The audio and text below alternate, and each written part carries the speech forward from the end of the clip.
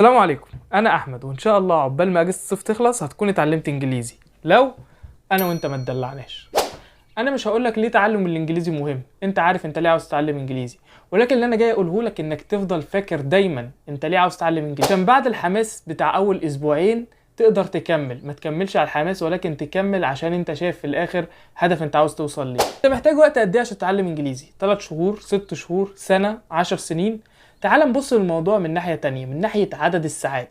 يعني مثلا انت متطلب منك عشان توصل لمستوى E1 في الانجليزي انك تقضي من 80 ل 100 ساعه. شوف انت هتقضي من 80 ل 100 ساعه دول ازاي؟ هتقضيهم في شهر، هتقضيهم في شهرين، هتقضيهم في 10 شهور، ولكن تعرف انك مطلوب منك ال 100 ساعه دول. فابدا قسم عدد الساعات المطلوب منك على عدد الايام اللي انت عاوز تخلص فيها المستوى المعين من الانجليزي. قيس تطورك. مثلا هنا على القناه هنعمل كورس A1 كامل ببلاش لمده شهرين، فكل يوم في الشهرين دول هيبقى عندك حاجه تاخدها من القناه هنا تساعدك في تعلم ال A1.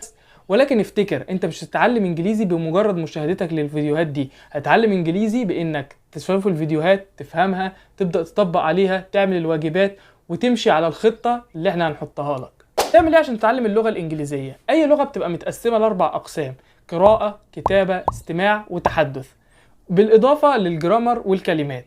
فانت هتبدأ بانك تتعلم كلمات، تتعلم ازاي تحط الكلمات دول في تسلسل، بعدين تبدأ تتدرب انك تقرأ الكلمات دي وتفهمها، بعدين تقرأ انك تنتج الكلمات دي سواء بالكتابة او بالتحدث، وبعدين تبدأ تتدرب على السماع. فانت محتاج تستخدم كل مهارات تعلم اللغة من البداية، عكس اللي بيعملوه في المدرسة عندنا بان احنا بنركز بس على القراءة والكتابة.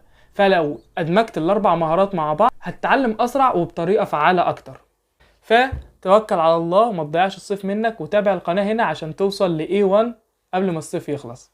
ده كان كل اللي عندي النهاردة، اشوفكم في الكورس.